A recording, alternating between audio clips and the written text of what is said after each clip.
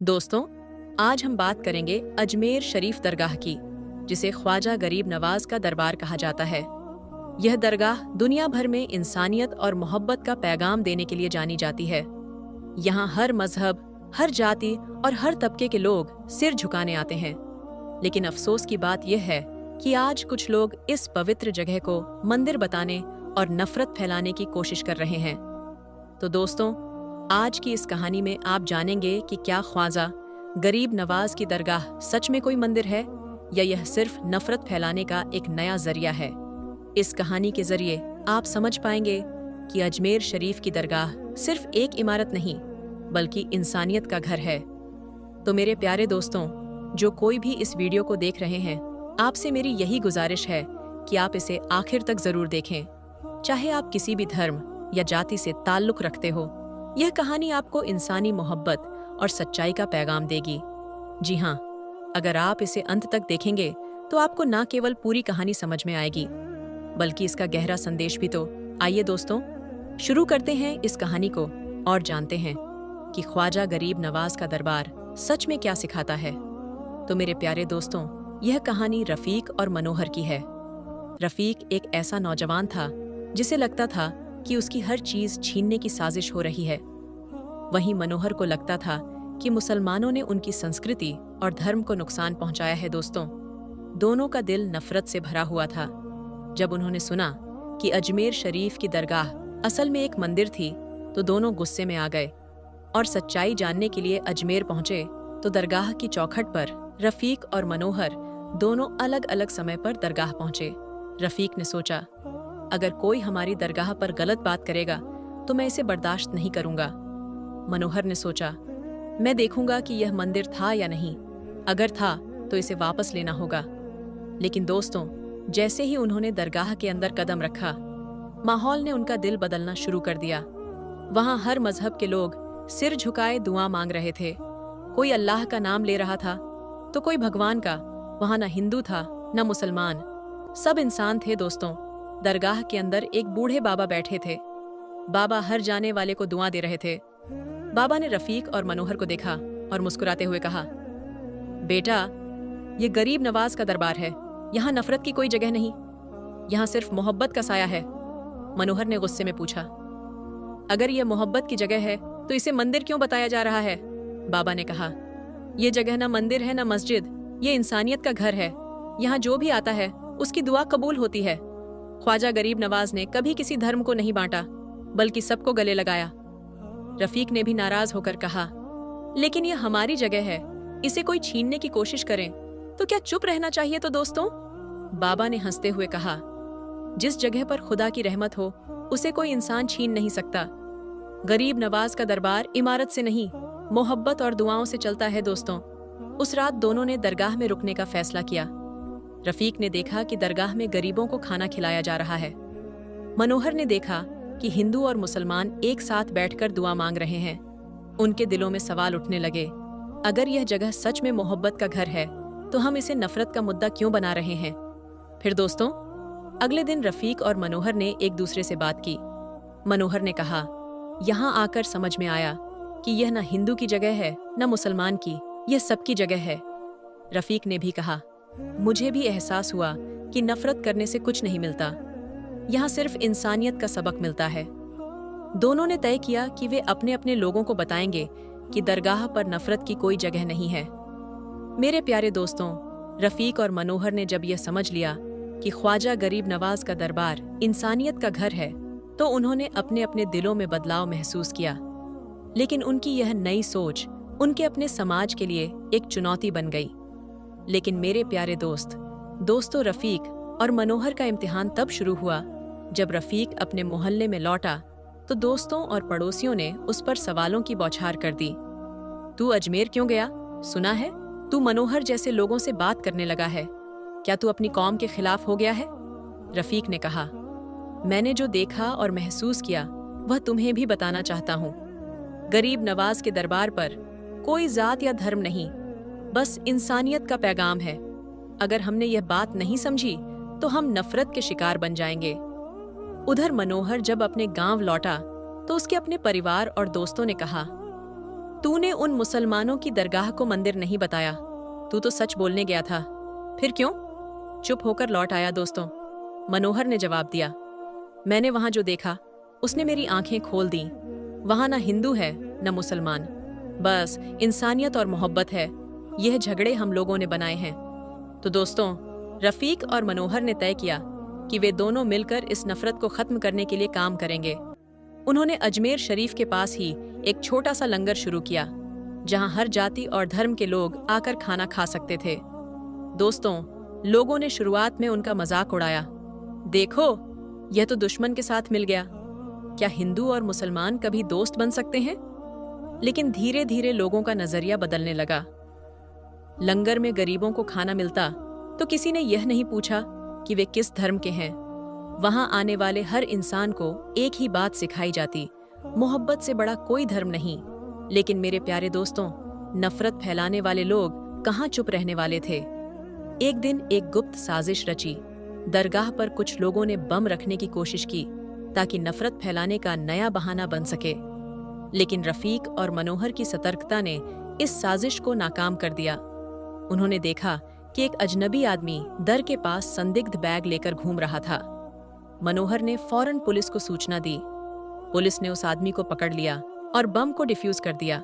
जब पूछताछ की गई तो वह आदमी बोला, मुझे पैसे देकर भेजा गया था। मुझे कहा गया था कि दरगाह को उड़ाकर इसे हिंदू मुसलमान का मुद्दा बना दूं।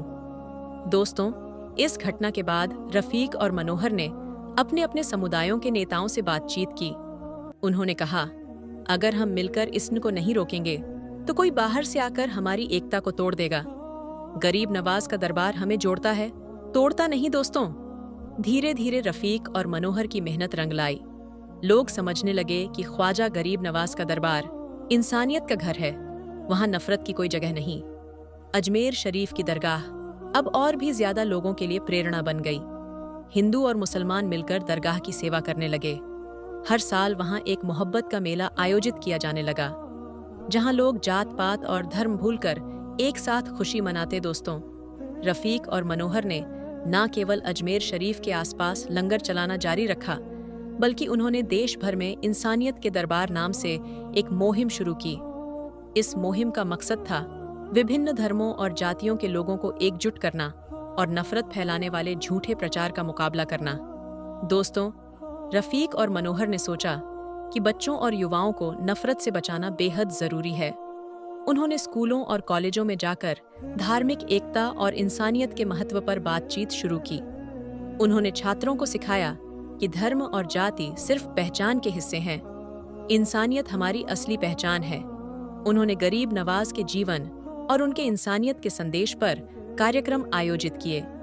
धीरे धीरे बच्चे और युवा इस मुहिम का हिस्सा बनने लगे। दोस्तों, उन्होंने विभिन्न समुदायों के बीच संवाद का आयोजन किया। उन्होंने मंदिर, मस्जिद, गुरुद्वारा और चर्च में बैठकों की शुरुआत की। लोगों को यह समझाया कि जब भी कोई नफरत की बात करता है तो उसका असली मकसद हमें तोड़ना होता है। इन संवादों में लोग खुलकर अपनी भावनाएं और गलतफहमियां साझा करते थे। दोस्तों, नफरत फैलाने वालों के खिलाफ सख्त कदम जैसे जैसे उनकी मुहिम फैलने लगी, नफरत फैलाने वालों के इरादे कमजोर पड़ने लगे। लेकिन यह लड़ाई आसान नहीं थी। कुछ कट्टरपंथियों ने उनकी मुहिम को रोकने की कोशिश की। उनके खिलाफ झूठी अफवाहें फैलाने की कोशिश की गई। लेकिन रफीक और मनोहर ने मोहब्बत और इंसानियत का रास्ता नहीं छोड़ा। दरगाह का मोहब्बत मेला एक राष्ट्रीय त्योहार बना। हर साल दरगाह पर होने वाला मोहब्बत मेला अब सिर्फ अजमेर तक सीमित नहीं रहा। यह मेला धीरे धीरे पूरे देश में प्रसिद्ध हो गया। लोग अपने अपने शहरों और गांवों में ऐसे मेलों का आयोजन करने लगे। ये मेला न केवल धार्मिक एकता का प्रतीक बना, बल्कि गरीबों और जरूरतमंदों के लिए मदद का माध्यम भी बन गया। दोस्तों, एक दिन एक बड़े मंच पर रफीक ने कहा, हमने ये सीखा कि अगर हमें किसी से लड़ाई करनी तो वह हमारी अपनी सोच से होनी चाहिए। नफरत, शक और झूठ को मिटाने की जरूरत है। मनोहर ने कहा, ख्वाजा गरीब नवाज का दरबार हमें यह सिखा है कि हम सबकी मंजिल एक है। चाहे हम अलग अलग रास्तों पर चले, लेकिन हमारी राह मोहब्बत से होकर ही गुजरने चाहिए। दोस्तों, ये कहानी सिर्फ भारत तक ही सीमित नहीं रही। उनकी मुहिम की गूंज दुनिया भर में सुनाई देने लगी। विदेशों में बसे भारतीयों ने भी इस संदेश को अपनाया। कई देश में इंसानियत के दरबार की शाखाएं स्थापित की गई। यह पहल एक वैश्विक आंदोलन बन गई। दोस्तों, यह कहानी सिर्फ रफीक और एम मनोहर की नहीं है, ये हम सब की कहानी है। आज अगर हम किसी भी तरह की नफरत को बढ़ावा देने वाले झूठ को रोक सकते हैं, तो ये हमारी सबसे बड़ी जीत होगी। क्या हम अपने आसपास मोहब्बत फैलाने का काम शुरू करेंगे? क्या हम इस संदेश को और लोगों तक पहुंचाएंगे, इस कहानी को आगे बढ़ाने के लिए? चलिए हम सब मिलकर ख्वाजा गरीब नवाज के संदेश को फैलाएं, इंसानियत, मोहब्बत और एकता का दीप जलाएं। दोस्तों, याद रखें, ये लड़ाई मंदिर या मस्जिद की नहीं है, ये लड़ाई मोहब्बत और नफरत के बीच है, और हमें हमेशा मोहब्बत को चुनना चाहिए। दोस्तों, आज हम आपको एक बकरी और एक शेर के बच्चे का वाकया सुनाने वाले हैं। एक बकरी ने शेर के बच्चे को पाला, लेकिन जब वह बच्चा बड़ा हुआ तो वह बकरी के साथ कुछ ऐसा किया जिसे सुनकर आप भी हैरान रह जाएंगे। प्यारे दोस्तों, आप इस वीडियो को लाइक करें या ना करें, लेकिन इस वीडियो को आखिर तक जरूर देखिएगा। दोस्तों, बकरी के नेकी के नाम से यह वाकया है कि एक घना जंगल था, जहां एक बकरी अपने 2 छोटे छोटे बच्चों के साथ रहती थी। एक बार वह बकरी अपने बच्चों के लिए जंगल में खाना ढूंढने गई, और उस बकरी ने अपने बच्चों को ये हिदायत की कि बेटा, यह जो गाड़ है जहां हम रहते हैं, इससे बाहर नहीं निकलना। मैंने सुना है कि इस जंगल में बहुत खतरनाक शेर आया हुआ है और वह छोटे बच्चों को खा लेता है। इस तरह से उस बकरी ने अपने बच्चों को डरा समझा दिया, जैसे एक माँ समझाती है, और उनसे अंदर रहने के लिए कहा। लेकिन वह तो बच्चे थे और खेलना कूदना चाहते थे। जब माँ को देर हो गई खाना ढूंढने में, तो बच्चे बाहर निकलकर खेलने लगे। वह शेर तो मौके की तलाश में था, भूखा था, ललचा नजरों से देख रहा था, और उसने झपट कर अपने बड़े बड़े नुकीले दांत निकालकर उस बकरी के दोनों बच्चों को खा लिया। माँ जब वापस लौटी तो क्या देखती है कि बच्चे तो मौजूद नहीं थे, लेकिन उनकी हड्डियां पड़ी हुई थीं। बकरी समझ गई और तड़प कर रह गई, और कहती है कि फितरत के हाथों मजबूर होकर एक खूंखार जानवर ने, एक शेर ने उसके बच्चों को खा लिया। बकरी रोती रही और आसमान की तरफ देखती रही और कहती है कि ऐ अल्लाह, मेरे बच्चे मुझसे ले लिए गए। एक माँ से इतना बड़ा इम्तिहान, लेकिन मैं सब्र करूंगी, कोई शिकवा नहीं करूंगी। लेकिन उस शेर ने बहुत बुरा किया। बकरी के दिल में शेर के लिए नफरत आ गई, लेकिन अल्लाह ताला ने उस बकरी से दोबारा एक इम्तिहान लेना था। उस बकरी की फितरत क्या है, यह देखना था। एक बार बकरी उदास बैठी थी और सोच रही थी कि क्या करूं, मेरे बच्चे तो नहीं हैं, चलो खाने की तलाश। अचानक जंगल में तूफानी बारिश शुरू हो गई। अब वह चलती जा रही थी कि अचानक उसको किसी की कहरानी की आवाज आई, जैसे कोई दर्द की वजह से तड़प रहा हो और कह रहा है कि कोई मेरी मदद करो। लेकिन वह आवाज साफ तौर पर सुनाई नहीं दे रही थी। बकरी ने चारों तरफ नजर दौड़ाई तो उसे एक शेर का बच्चा पड़ा हुआ नजर आया। वह बहुत छोटा बच्चा था, ऐसा लग रहा था कि यह अभी अभी पैदा हुआ है और चलने फिरने के काबिल नहीं है। वह बीमार भी लग रहा था, तो बकरी ने उसे बार बार देखकर नजरअंदाज कर लिया और उससे नजरें चुरा ली कि मैं उसको क्यों देखूं, छोटा है तो क्या हुआ है, तो शेर का बच्चा और एक शेर ने ही मेरे दोनों बच्चों को खा लिया था। नहीं नहीं, मैं कोई नेकी नहीं करूंगी। बकरी उस शेर के बच्चे को नजरअंदाज करती जा रही थी कि एकदम से उसके दिल में यह ख्याल आया कि शेर ने तो तुम्हारे बच्चे को खा लिया था, लेकिन तुम तो एक बच्चे के साथ ऐसा नहीं कर सकती हो। अल्लाह तबारक व ताला ने तुम्हारे दिल में नेकी डाली है, मोहब्बत डाली है, और मोहब्बत तो हर किसी के लिए होनी चाहिए। यह तुम्हारा बच्चा नहीं है तो क्या हुआ, किसी माँ का तो बच्चा होगा। बस ये ख्याल दिल में आना था कि उस बकरी को शेर के बच्चे पर रहम आ गया। भूखे शेर के बच्चे ने हसरत से उस बकरी की तरफ देखा। बकरी समझ गई कि यह बहुत भूखा है और कोई भी उसके साथ नहीं है। उसने शेर के बच्चे को अपना दूध पिलाया। इतनी देर में बारिश रुक गई। बकरी ने गाड़ में उसको रखकर वहां से जाने का इरादा किया, लेकिन फिर उसे ख्याल आया कि कहीं शेर का यह बच्चा अकेले पड़े पड़े मर ना जाए। लिहाजा बकरी उसके पास रुक गई। 2-3 दिन तक अपने घर नहीं गई, बल्कि शेर के बच्चे की देखभाल करती रही। उस बकरी की देखभाल की बदौलत शेर का वह बच्चा तंदुरुस्त हो गया। तो अब बकरी ने सोचा कि शेर का बच्चा तो अब तंदुरुस्त हो गया है, अब मैं अपने घर चली जाती हूँ। लेकिन फिर बकरी को उस शेर के बच्चे पर रहम आ गया कि ना जाने उसके माँ बाप कहाँ हैं। ये बेचारा अक्के में घबराए, कहीं ये बच्चा किसी शिकारी का निशाना ना बन जाए। चुनांचे बकरी उसे घर ले आई। यहाँ अब शेर का बच्चा बकरी के साथ रहने लगा, क्योंकि अब वह बकरी उसकी माँ बन गई थी, यानी पालने वाली माँ बन गई थी। बड़े प्यार से उसे पालना शुरू कर दिया और उससे बहुत मोहब्बत करने लगी और अपने सीने से लगाए रख दी। अब अल्लाह तबारक व तआला ने बकरी को उसके भी बच्चे दिए, यानी फिर से बकरी के बच्चे पैदा हुए। लेकिन उसने अपने ब में और शेर के बच्चे में कोई फर्क नहीं किया, बल्कि उसी तरह से प्यार करती रही। वह शेर का बच्चा यही समझ रहा था कि यह बकरी ही मेरी माँ है, माँ समझकर उसके साथ रहा करता था। शेर का बच्चा बड़ा हो गया और बकरी बूढ़ी हो गई थी। बकरी के दिल में अक्सर यह डर आता रहता था। उसको यह खौफ आता जाता था कि मैंने अल्लाह पाक की जात पर भरोसा करते हुए एक माँ बनकर इस शेर के बच्चे को पाला है। लेकिन अब उसकी बचपन में यह बात मालूम नहीं थी। जब यह जवान होगा तो उसे मालूम होगा कि मैं एक शेर हूँ और वो एक बकरी। शेर का काम तो बकरी को खाना है, अपने से कमजोर जानवरों पर हमला करना ही उसका काम है।